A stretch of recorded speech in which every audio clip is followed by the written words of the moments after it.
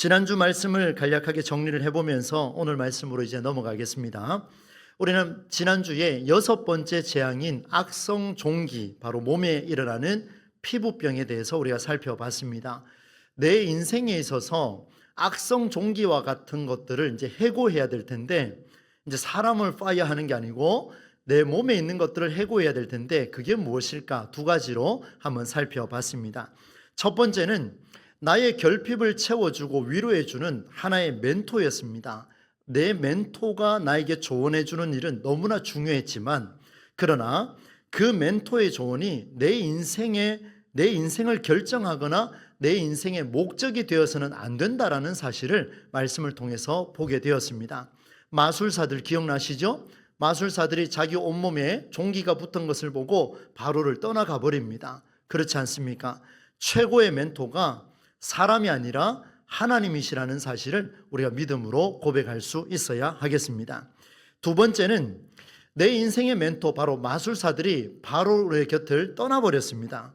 그런데 이쯤 되면 좀 마음이 녹아질 법도 한데 바로의 마음이 녹아지지가 않았습니다. 왜 그런 거 생각을 해보니까 여전히 자기 안에 버티고 있었던 최고의 멘토가 있었는데, 그게 누군가 하니까 나 자신이었습니다. 바로는 나 자신을 끝까지 신뢰하고 이제 다 잃어버렸으니까 내가 결정하고 내가 책임진다, 이런 생각으로 살게 됐습니다. 그러다 보니까 하나님의 일하심이 내 삶의 조언으로 개입할 수 있는 어떤 여지도 열어두지 않는 그런 안타까운 모습을 지난주 말씀을 통해서 살펴봤습니다. 바로 나라는 멘토가 악성 종기였다는 사실을 보게 되었죠. 이제 오늘 말씀으로 좀 들어가겠습니다. 오늘 말씀은 7번째 재앙입니다. 그런데 이 7번째 재앙도 강력합니다. 하늘에서 우박덩어리가 떨어지는데 그게 얼마나 심각하게 떨어지냐 하면 강력하게 떨어지고 불똥이 튈 정도다라고 그렇게 말하고 있습니다. 여러분, 내용 자체가 굉장히 분량이 깁니다. 읽으셨습니다마는 우리가 13절로 21절을 읽었지만 사실은 이 내용은 35절까지 연결이 되어 있습니다. 그래서 오늘 저는 이렇게 말씀을 전개하려고 합니다. 하나님께서 우리에게 이 말씀을 통해 내게 무엇을 말씀하시는가를 두 가지로 좀 찾아볼 텐데, 먼저 첫 번째는 13절로 21절까지 우리가 읽은 그 내용에서 한 가지를 찾고, 또 한 가지는 22절로 35절까지 말씀 속에서 읽지 않았습니다만 거기에서 또 한 가지를 찾아보겠습니다. 먼저 첫 번째 내용입니다. 여러분, 오늘까지 7번째 재앙이 일어났습니다. 이집트 땅과 백성들과 그 말 안 듣는 바로, 이 바로를 향한 하나님의 진심이 무엇일까? 이게 첫 번째 질문입니다. 여러분, 성경을 보면서 많은 질문이 생겼습니다만은 여러 질문을 일단 다 내려놓고 이 질문이 저에게 강하게 다가왔습니다. 하나님, 7번째 재앙이 오기까지 도대체 하나님의 진심이 뭡니까? 이렇게 길게 끌고 가는 이유는 뭡니까? 아니면 한 번에 처리하지 않는 이유는 무엇입니까? 하나님의 그 마음은 도대체 무엇입니까? 이것이었습니다. 여러분, 지난주에도 말씀을 드렸습니다마는 우리가 10가지 재앙을 이해할 때에 어떤 선과 악, A 아니면 B, 명확하게 이걸 구분지어서 순종과 불순종의 결과로 받아들이는 것은 조금 위험할 수 있다라는 말씀을 제가 드렸습니다. 그럴 수밖에 없는 게, 바로가 단번에 순종하지 않고 10번의 재앙까지, 앞으로 3번 더 남았습니다. 10번의 재앙까지 버티고 있는 것을 보면 불순종했으니까 두들겨 맞는 게 당연하다, 우리는 생각할 수가 있습니다. 그러나 여러분, 오늘 말씀은요, 우리의 이런 사고를 완전히 바꾸어주는 놀라운 메시지가 들어있습니다. 천둥 번개를 동반한 강한 우박 사건은 우리에게 말하고 있는 순종과 불순종이라고 하는 이 이원론적인 사고를 다시 한번 우리에게 정리시켜 주는데, 진짜 하나님의 진심을 알고 나면은요, 이런 생각은 자연스럽게 사라질 수밖에 없습니다. 하나님께서 모세를 부르셨습니다. 이렇게 말씀합니다. 모세야, 아침에 일찍 바로에게 가서 전하라. 여러분, 자주 찾아가는 모세 입장도 참 난감하죠, 그죠? 계속해서 찾아갑니다. 이렇게 이야기하랍니다. 내 백성을 내보내어서 나를 예배하게 하라. 우리 하나님 명령입니다. 모세야, 너는 가서 전해라. 내 백성을 내보내라고 전해라. 그리고 나를 예배하게 하라 라고 명하셨습니다. 일관된 메시지였습니다. 첫 번째 재앙부터 오늘 7번째 재앙까지 일관되게 하나님께서 말씀을 하고 있습니다. 만일 그렇게 하지 않는다면 이집트 온 땅에 재앙을 내릴 것이고, 오늘 본문으로 이야기하자면 강한 우박을 내릴 것이고, 천둥 번개가 동반한 그런 우박 때문에 앞으로는 전무후무한 이런 우박은 없을 것이다 라는 이야기를 말씀해 주셨습니다. 이런 과정에서 하나님은 변함이 없이 똑같이 이야기합니다. 일관됩니다. 나를 예배하게 하라. 내 백성을 내보내서 나를 예배하게 하라. 이게 하나님의 말씀이었습니다. 그런데 동시에 우리가 생각해야 될 게 있습니다. 이런 재앙을 내리게 된 근본적인 이유가 무엇일까? 이걸 오늘 우리가 찾아야 됩니다. 하나님은 여전히 불순종한 너 바로를 죽여 없애버리겠다고 하거나, 너를 재앙으로서 궁지에 몰겠다고 하거나, 너를 완전히 이 땅에서 멸망하게 만들겠다, 너의 땅을 내가 완전히 부셔버리겠다, 이런 극단적인 방법을 말씀한 내용이 본문에 전혀 나타나지 않습니다. 첫 번째 재앙부터 10가지 재앙까지 동일하게 하나님은 다른 이야기를 하지 않습니다.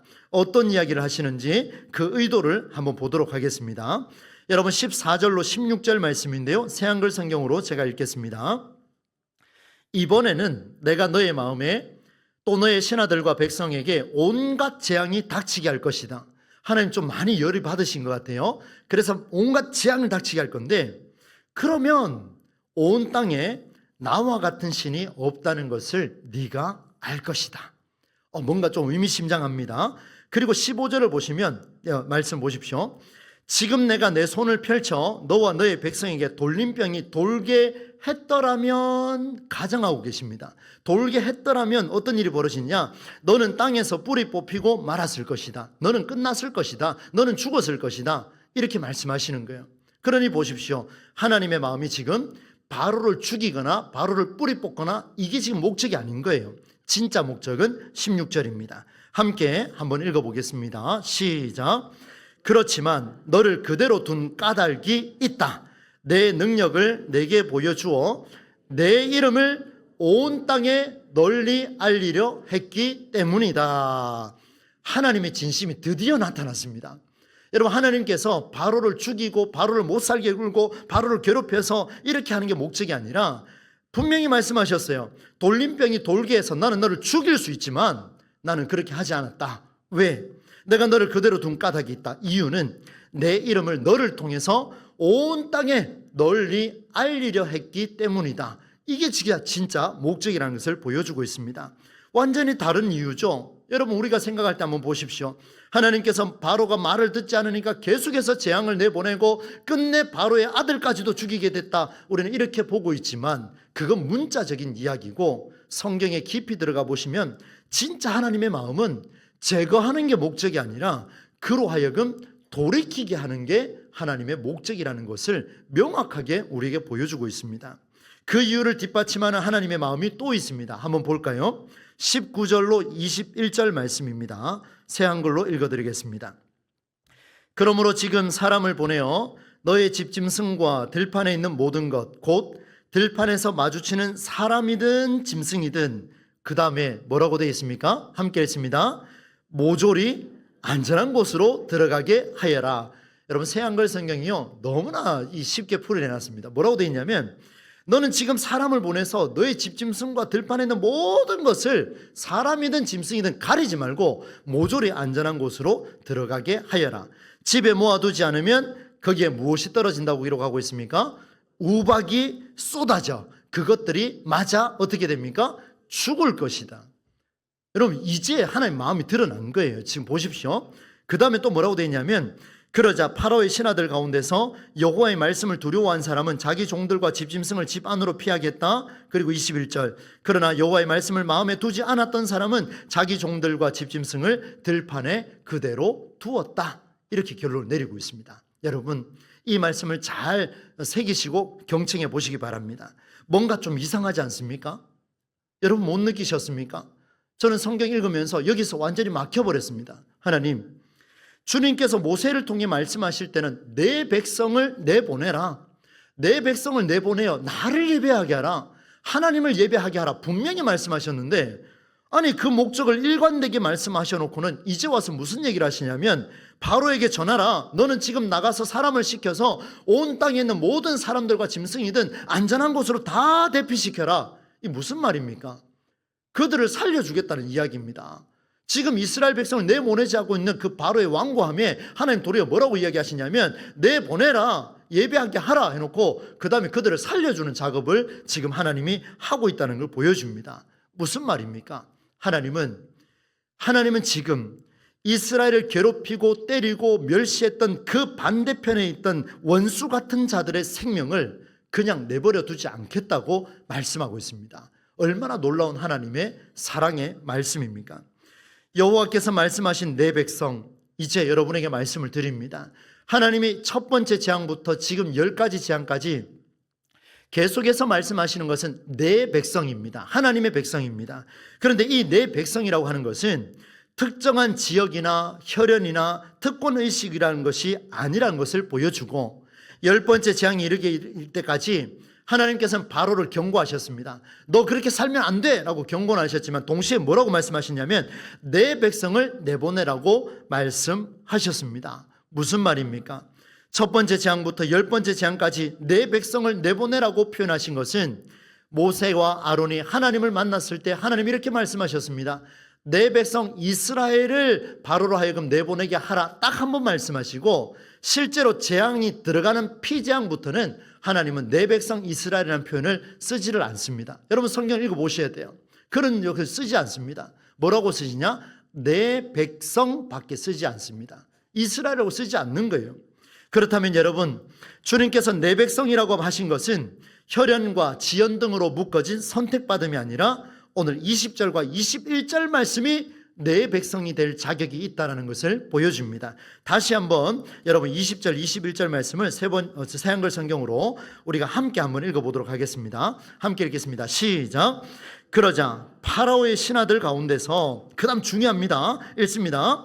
여호와의 말씀을 두려워한 사람은 자기 종들과 집짐승을 집 안으로 피하게 했다. 그러나 21절 여호와의 말씀을 어떻게 해요? 마음에 두지 않았던 사람은 자기 종들과 집짐승을 들판에 그대로 두었다. 이렇게 기록을 하고 있습니다. 여러분, 하나님께서 지금 이스라엘과 이집트 땅의 백성을 구분한 게 아니에요. 혈연을 구분한 게 아닙니다. 지연을 구분한 게 아닙니다. 어떤 직분을 구분한 게 아닙니다. 동부제일교회 옆에 있는 다른 교회 그걸 구분한 게 아니에요. 무엇을 구분하셨냐면 하나님은 바로의 신하들 중에서 행하는 그 모습을 보시면서 여호와의 말씀을 두려워하고 여호와의 말씀을 실천해내는 자, 말씀 앞에서 살고자 몸부림치는 자는 내 백성이 될 자격이 있을 것이고, 그러나 교회를 들락날락 한다 할지라도 하나님 말씀을 두려워하지 않고 그 말씀에 실천하기를 꺼려하는 사람은 내 백성이 될 자격이 없다. 여러분, 제가 조금 심하게 말씀드렸죠? 명확하게 지금 성경은 우리에게 말씀하고 있습니다. 바로의 신하 중에 여호와의 말씀에 응답한 자는 우박을 피할 수 있었습니다. 얼마나 멋집니까? 그들이 지금 이스라엘 백성을 괴롭혔는데요, 근데 하나님은 말씀에 순종하니까 그들을 살려주셨다는 거예요. 그러나 말씀에 응답하지 않으니 우박을 필터 없이 얻어맞게 하는 그런 일이 벌어졌다는 것을 보여줍니다. 여러분, 이 사실을 조금 더 명확하게 보여드릴까요? 출애굽기 12장 37절 38절입니다. 드디어 이집트 땅을 떠나는 이스라엘 백성들의 모습이 드러납니다. 새 한글로 제가 한번 읽어드립니다. 이스라엘 사람들은 람세스에서 길을 떠나서 숫곳으로 나아갔다. 아이들을 빼면 걷는 남자가 60만 명쯤 되었다. 여러분, 이 숫자가요, 남성들만요, 건장한 사람, 저처럼 힘을 쓸 수 있는 사람 60만이에요. 아이들과 여자와 어르신들을 다 포함하면 어떻게 되겠습니까? 200만 명이 넘습니다. 굉장한 숫자예요. 여러분, 이렇게 많은 숫자가 있었는데 그 다음이 중요합니다. 38절 같이 한번 읽어봅니다. 시작. 이스라엘 사람이 아닌 사람들도 많이 섞여서 그들과 함께 나왔고 양과 소를 비롯하여 짐승도 아주 많았다. 여러분, 애굽 땅에서, 이집트 땅에서 하나님이 허락하신 가나안 땅으로 출발했는데 보니까 기가 막힌 표현이 들어있어요. 이스라엘 사람이 아닌 사람들도. 여러분, 우리 성경에는요 뭐라고 되어 있는지 아십니까? 저를 한번 따라서 하시겠습니까? 잡족. 보셨어요 이미? 한 번 더 따라서 합시다. 잡족. 여러분 성경이요 이렇게까지 표현합니다. 잡족이에요. 잡족. 무슨 말입니까? 여호와의 말씀에 순종하고 두려워한 자, 실천으로 살아내려고 몸부림치는 자는 잡족이라 할지라도 하나님 어떻게 하신다고요? 살리신다라는 것을 보여주는 게 이 본문의 메시지입니다. 얼마나 위대한 메시지입니까? 이스라엘 사람들이 아닌 사람들도 함께 나왔다 그렇게 표현합니다. 사랑하는 성도 여러분, 차별 없이 구분 없이 말씀 앞에 몸부림치는 사람이라면 하나님의 백성이 된 줄로 믿습니다. 하나님이 그들과 함께 하시는 줄로 믿습니다. 그렇다면 우리는 사람을 차별하면 안 됩니다. 직분 있다고 그걸로 차별하면 안 되지요. 남성 여성 차별하면 안 되지요. 우리 교회는 누구든지 간에 평등하고 누구든지 하나님 앞에서 말씀으로 살아내는 자가 있기 때문에 혹여나 누가 너희는 잡족이야 라고 이야기 한다 할지라도 우리는 그렇게 표현하면 안 되지요. 우리는 여호와의 말씀을 두려워하고 순종하는 자들이기 때문에 우리는 어떤 자들이라고요? 하나님의 백성이다라고 선포할 수 있는 저와 여러분의 삶이 되기를 간절히 축원합니다. 여러분 두 번째 이야기를 좀 나누겠습니다. 하나님의 마음이 이렇게 항상 오픈되어 있다면 이제 이 두 번째 이야기는 우박지향 사건의 핵심입니다. 모세는 하나님의 말씀을 따라 하늘로 두 손을 들었습니다. 지팡이를 들었습니다. 우박이 그 땅의 모든 사람과 짐승에게 식물 위에 떨어졌습니다. 우박들 사이에 불똥이 튈 정도로 전쟁을 방불케 하는 무시무시한 상황이 벌어졌습니다. 이집트 역사상 이런 일은 처음이었기에 너무나 당황스러웠습니다. 바로 역시 답답했을 겁니다. 그래서 모세와 아론을 불렀습니다. 27절 28절 말씀에 이렇게 표현합니다. 그러자 파라오가 사람을 보내어 모세와 아론을 불러들이고는 그들에게 말했다. 그 다음 중요합니다. 한번 읽어볼까요? 시작. 이번에는 내가 잘못했다. 야, 이제 지금 바로가요 깨달은 것 같아요. 뉘우친 것 같습니다. 여호와는 공의로운 분이시고 나와 나의 백성이 불의한 사람들이다. 아, 맞잖아요. 하나님은 위대하시고 공의로우시고 우리가 죄를 지었습니다. 우리가 불의합니다 라고 말했습니다. 그런데 28절 또 한번 읽어봅니다. 시작. 여호와께 빌어다오. 이제 보세요. 내가 불의한 자니까 깨끗한 너희가 하나님 앞에 기도 좀 해라. 그러면 우리가 살려주지 않겠느냐 이렇게 표현한 겁니다. 여호와께 빌어다오. 불안에 떨고 있는 바로의 모습이 등장하고 있습니다. 여러분, 자기의 잘못을 뉘우치고 회개하고 용서해달라고 하는데 용서해주지 않을 이유가 있습니까? 용서해줘야죠. 당연히 용서해줘야죠. 그런데 오늘 이 바로가 시인하고 있는 잘못의 내용이 기가 막힙니다. 어쩜 이렇게 정말 뱀처럼 교활할 수 있을까라는 생각이 들 정도인데요. 바로가 시인하는 잘못의 내용이 제한적이라는 것을 볼 수 있는데 이렇게 말하고 있습니다. 이번에는 내가 잘못했다. 이번에는 내가 잘못했다. 영어로 표현하면요, now, 지금 I have really sinned 이렇게 표현하고 있습니다. 지금 내가 잘못했다. 이번에는 내가 잘못했다. 이게 무슨 말입니까? 조건부 항복을 선언하고 있습니다. 100% 항복이 아니에요. 하나님 앞에 두 손 두 발 다 들고 하나님이 위대하십니다. 제가 잘못했습니다. 엎드려 절한 게 아니라 하나님 이번에만 잘못했습니다. 이번에만 내가 실수했습니다. 이렇게 말하는 거예요. 천둥번개를 동강한 우박이 7번째 일어난 사건입니다. 여러분 6번째까지 재앙이 일어났을 때 그럼 잘못한 거 없습니까? 엄청나게 잘못했잖아요. 그럼 하나님 앞에 이번에는 잘못했습니다가 아니라 어떻게 해야 됩니까? 지금까지 모든 것을 잘못했습니다. 지금까지 모든 것을 회개합니다. 나의 교만과 나의 자만이 아직도 사라지지 않았습니다. 주여 나를 용서하여 주시옵소서. 사순절 5번째 주일에 이런 전적인 회개가 일어나야 되는데 우리는 그렇게 말하지 않습니까? 하나님 이번에는 하나님 들어주셔야 됩니다. 이번에는 제가 실수한 것 같습니다. 지난주 살아보니까 이거는 정말 내가 잘못한 것 같습니다. 여러분 하나님 앞에 조건부 항복으로 서는 사람들이 얼마나 많은지 우리 교회도 예외는 아닐 겁니다. 저도 예외는 아닙니다. 여러분 이런 바로의 모습에 모세가 이렇게 표현합니다. 조금은 따뜻한 말로 표현하는 것 같습니다. 29절 말씀입니다. 함께 한번 읽어보겠습니다. 29절입니다. 띄워주십시오. 시작. 모세가 파라오에게 말했다. 제가 이 도시에서 나가서 여호와께로 손바닥을 펴고 빌면 큰 소리가 그치고 우박도 더는 쏟아지지 않을 것입니다. 그 다음이 중요합니다. 그러면 폐하께서 알게 되실 것입니다. 무엇을 알게 될까요? 시작. 이 땅이 여호와의 것이라는 사실을요. 모세가요 명확하게 이야기해 줬습니다. 사랑하는 우리 동부제일교회 성도 여러분, 모세가 바로에게 말한 말의 핵심은 뭐냐면 이스라엘뿐만 아니라 이집트 온 땅에 있는 이 모든 것들이 여호와 하나님의 것입니다. 당신 것이 아닙니다. 이렇게 말했습니다. 바로야, 네가 내보내든 아니든 관계없이 네가 밟고 있는 그 모든 땅은 여호와 하나님의 것입니다 라고 이야기해 준 게 모세의 지금 말입니다. 여러분, 그동안 바로는 여기에 있는 이 세계가 모두가 내 것이라 이야기했습니다. 내가 태양신인데 이 모든 것들은 내 것이야. 그러니까 이번에는 뭐라고 얘기했습니까? 이번에는 내가 잘못했다. 이 우박재앙 때문에 내가 이거는 하나님 앞에 내가 양보하겠다. 이렇게 표현한 겁니다. 내 것은 다 가지고 있으면서 이것만 하나님이 받으십시오. 이렇게 조건부로 말하고 있는 그 모습이 들어 있습니다. 이집트 땅과 백성은 내 것이며 이스라엘은 여호와 당신의 소유니 이제 내가 조금 양보합니다. 이런 표현을 쓴 겁니다. 여러분, 하나님의 것임을 인정할 수 있는 저와 여러분의 삶이 되기를 간절히 소망합니다. 여러분, 내 것이 아니라 하나님의 것임을 인정해버리면요, 여러분이 일하고 있는 일터가 달라집니다. 왜요? 방식이 달라지거든요. 내 것이 아니라 하나님의 것임을 인정하면 운영하는 방식도 달라지고 양육하는 방식도 달라집니다. 명확하게 달라지는 거예요. 내 거라고 생각하면 내가 생각한 대로 양육하고 지도하지만 하나님의 것인 줄 알면 하나님께 영광이 되는 길로 내가 도와줄 수 있지 내가 가르치지 않는다라는 것을 보여주게 되죠. 자녀들을 양육하는 우리 젊은 분들에게도 여러분 이 말씀을 잘 한번 적용해 보십시오. 놀라운 성경의 원리가 우리의 가슴을 진동하고 있습니다. 하나님께서는 적정한 선에서 양보하라 이런 걸 말하지 않았습니다.